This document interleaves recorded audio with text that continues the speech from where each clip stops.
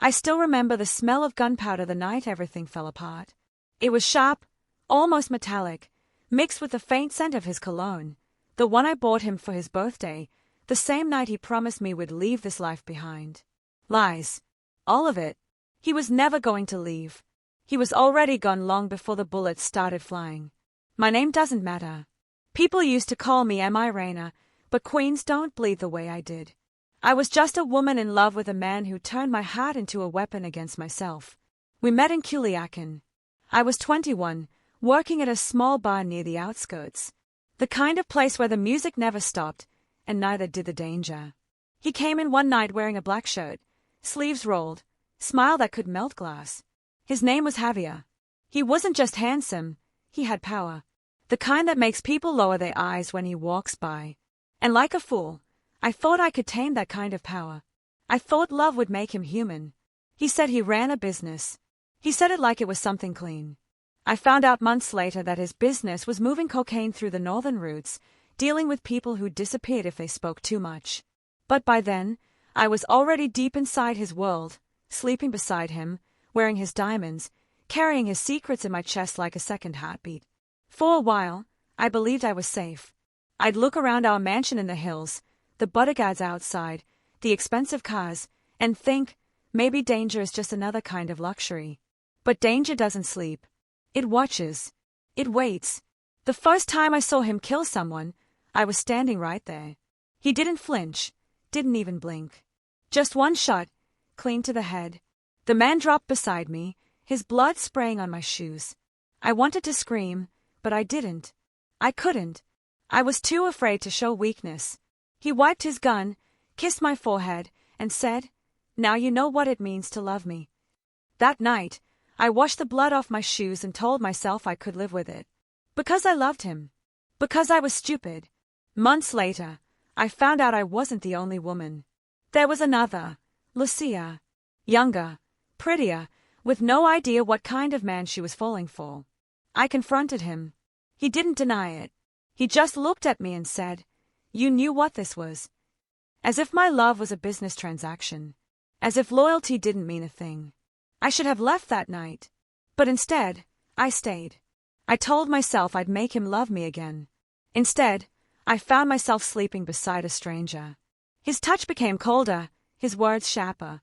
I started noticing things, calls he'd silence, meetings he wouldn't tell me about. The night it all ended, he told me we were going to dinner. I dressed in red, my favorite dress.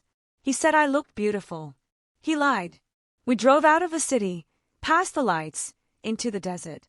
The silence was heavy, like the air before a storm. Then I saw the headlights behind us, 2 SUVs, closing in fast. I looked at him. He didn't look back. My heart sank.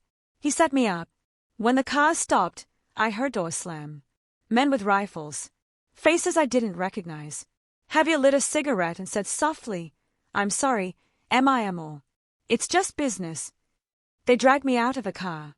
One of them hit me across the face. I fell hard, the sand filling my mouth.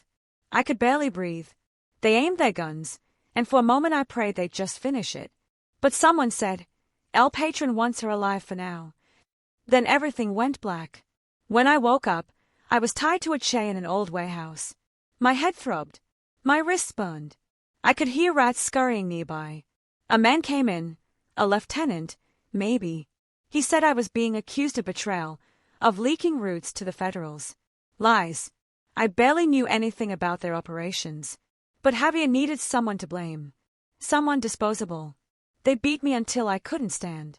When they left me alone that night, I cried until I couldn't anymore.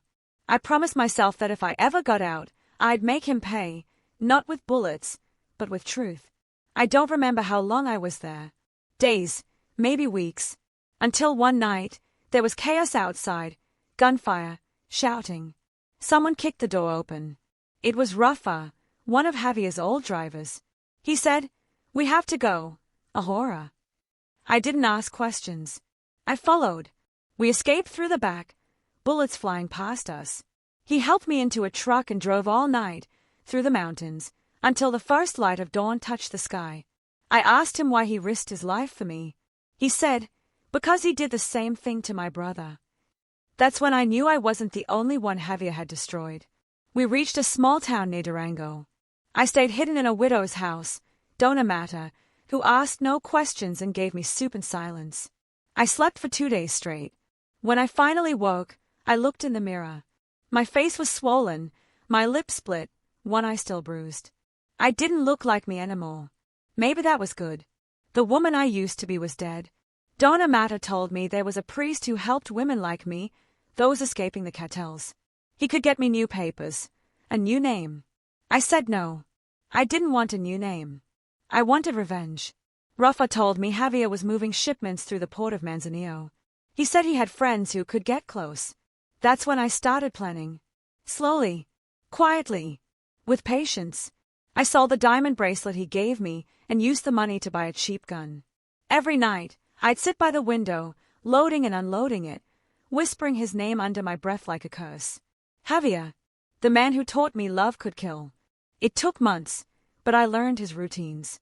The parties, the routes, the people he trusted. I cut my hair, dyed it black, changed the way I spoke. I worked in a small cantina near the docks, serving men who talked too much when they were drunk. That's how I got the names I needed. The locations. The truth. The night I saw him again, I almost didn't recognize him.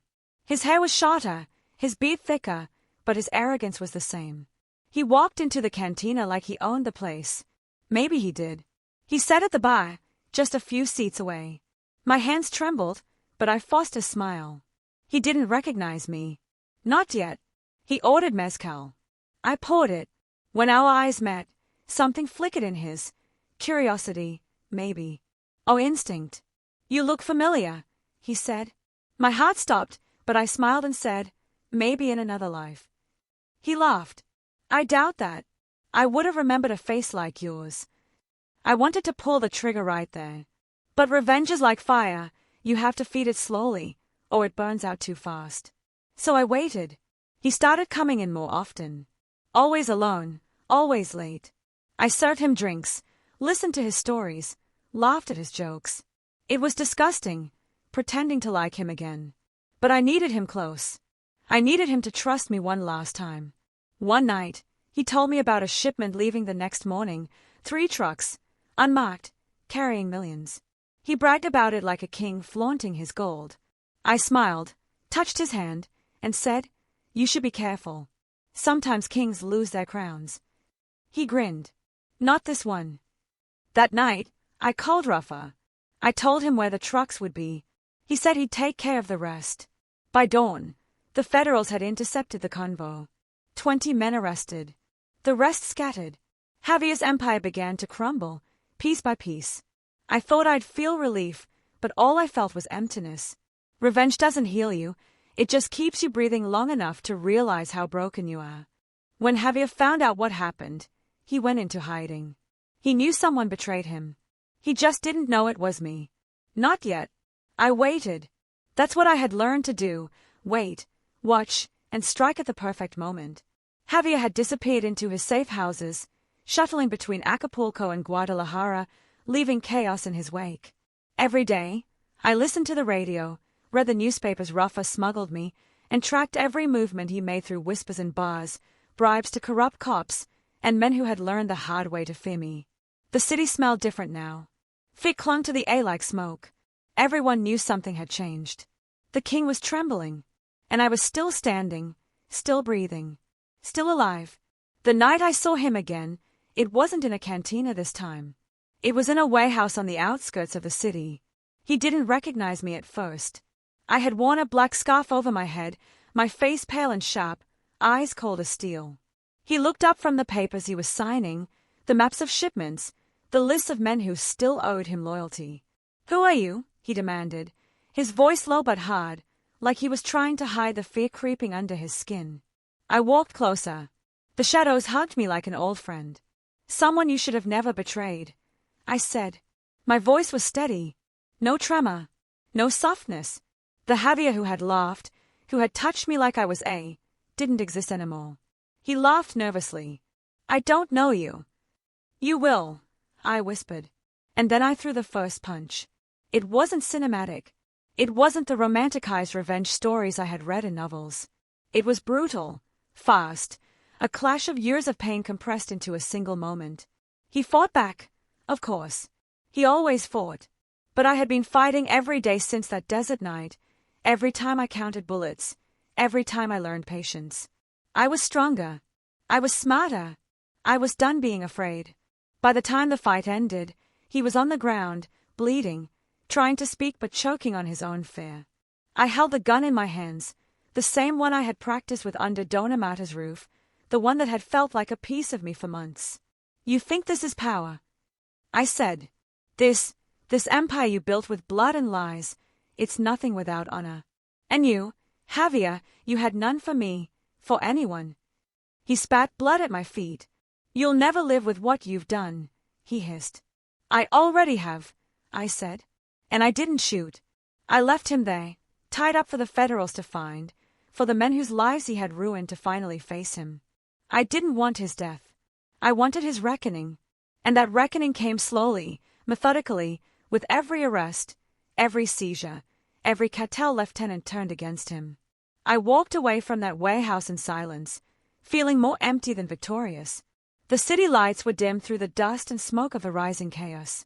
People whispered my name in bars, in streets, in the shadows where men like Javier used to rule. They called me La Mujer que venció al rey, the woman who defeated the king. But it didn't feel like a title I could own. I didn't want it. I didn't want any of it.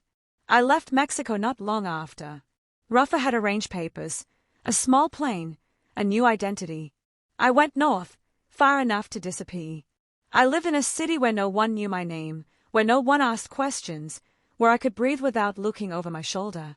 I worked small jobs, kept to myself, and learned the value of silence.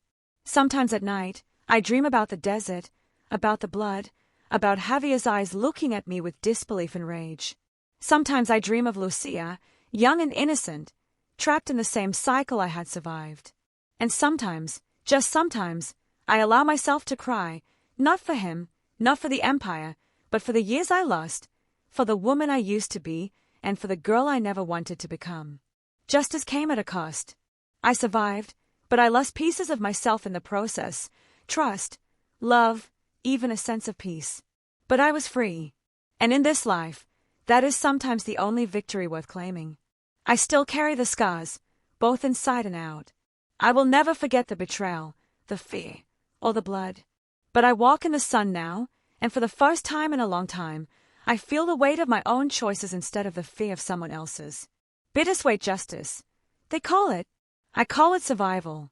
Because in the end, I didn't need to kill him. I just needed to be smarter, stronger, and fearless. And that made me untouchable.